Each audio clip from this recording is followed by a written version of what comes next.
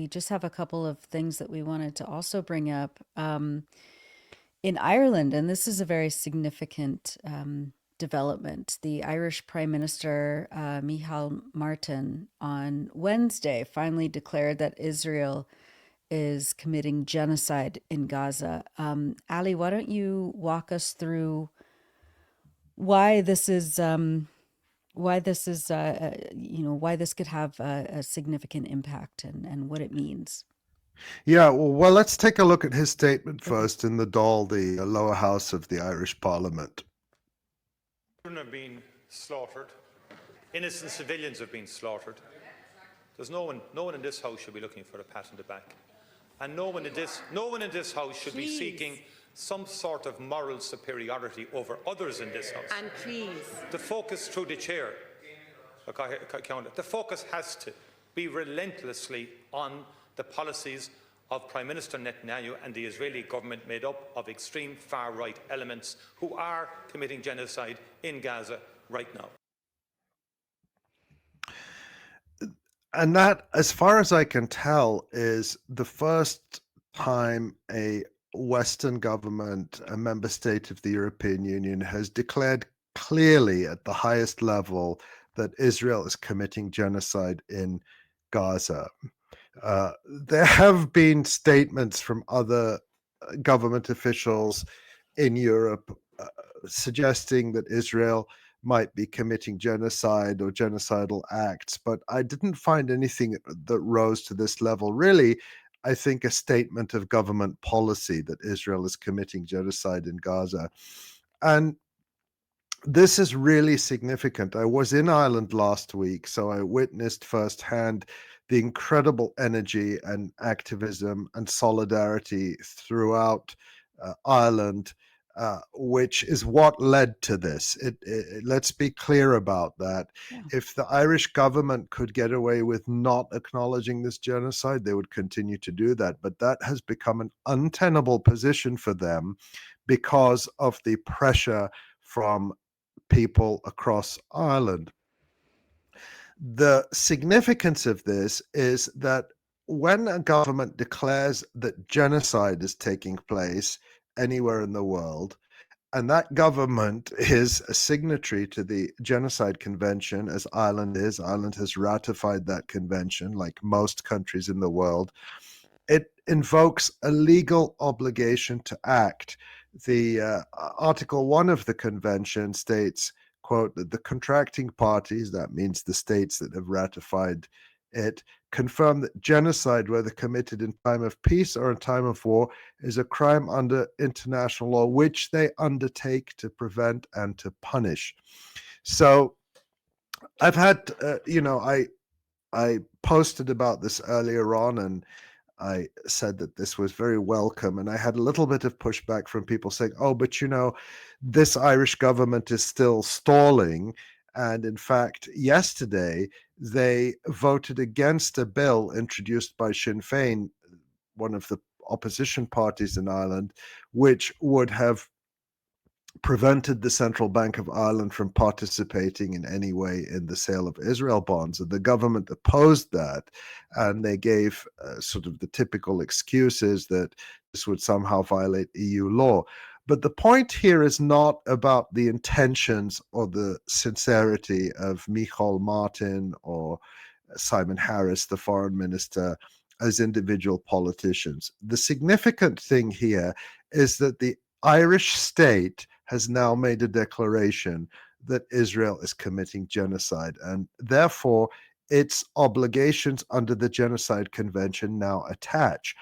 And I had a couple of people pushing back at me and saying, oh, well, this is just to appease the public. Well, if you know the Irish people, then you know that this is not going to appease the Irish public at all. This is going to encourage and inspire them to put even more pressure on the government, and they've never stopped doing that. Protests and actions are going on every day.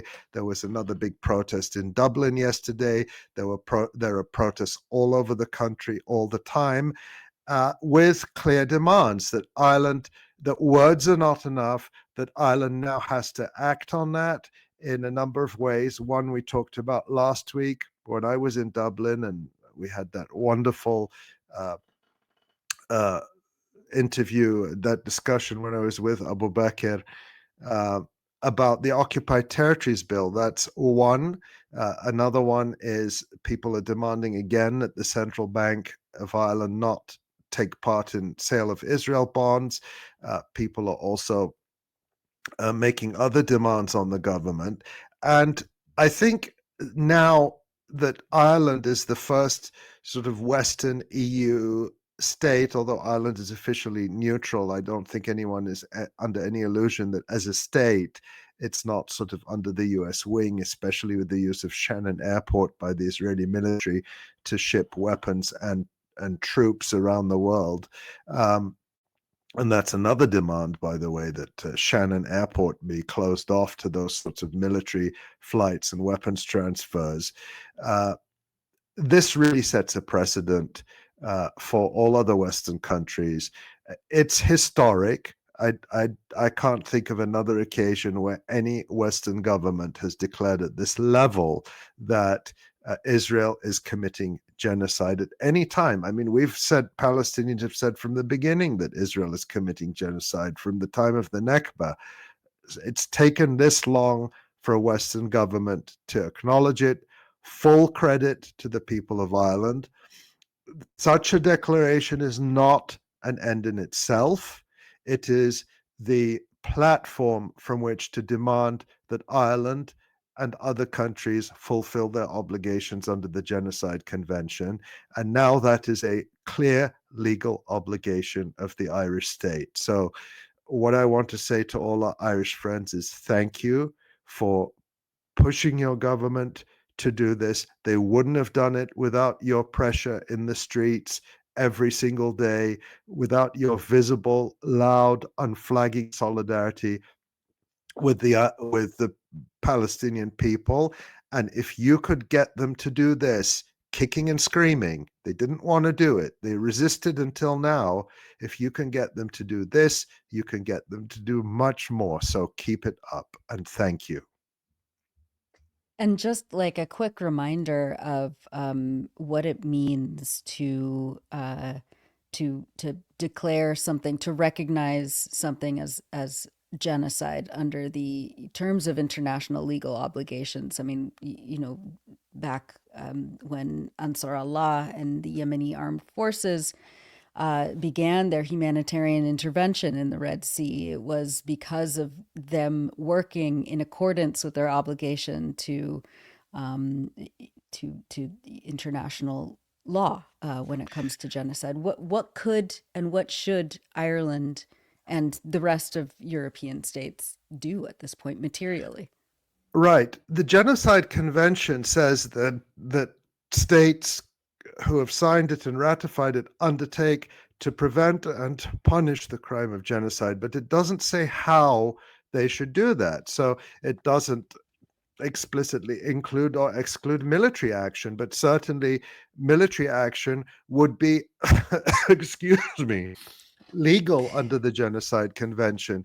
I don't think anyone is expecting Ireland to launch a military campaign against Israel, but certainly military action by states that wanted to act on their obligation would be lawful and legitimate to stop this genocide, to prevent further genocide. But there's a lot that Ireland can do. We've already talked about some of these things. Yesterday, could have been this morning, but the days are long anyway. This week, the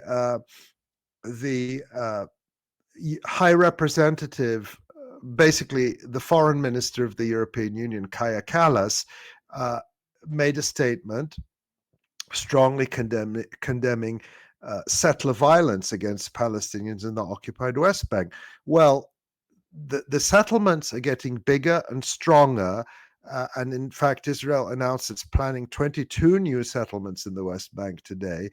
The settlements are getting bigger and stronger in large part because EU states are trading with these settlements, making them richer, making them bigger, attracting Israeli settlers to them because there are jobs there. There's infrastructure there. Some of it is provided, much of it has been provided by companies based in the European Union and other countries. This trade is illegal. Last July, the International Court of Justice issued an advisory that Israel's occupation of Palestinian territories, and that includes the West Bank, Gaza Strip, and East Jerusalem, is inherently illegal under international law, and all states have an obligation to bring it to an end within 12 months. So certainly, at the very least, ending all trade with the settlements and goods and services would be the minimal starting point. Arguably, ending all trade with Israel would be a legitimate act under the Genocide Convention, because any trade with Israel enriches it and enables it to continue this genocide. Cutting off transportation links would be another measure they can take, because we know that Israel flies in weapons from all over the world.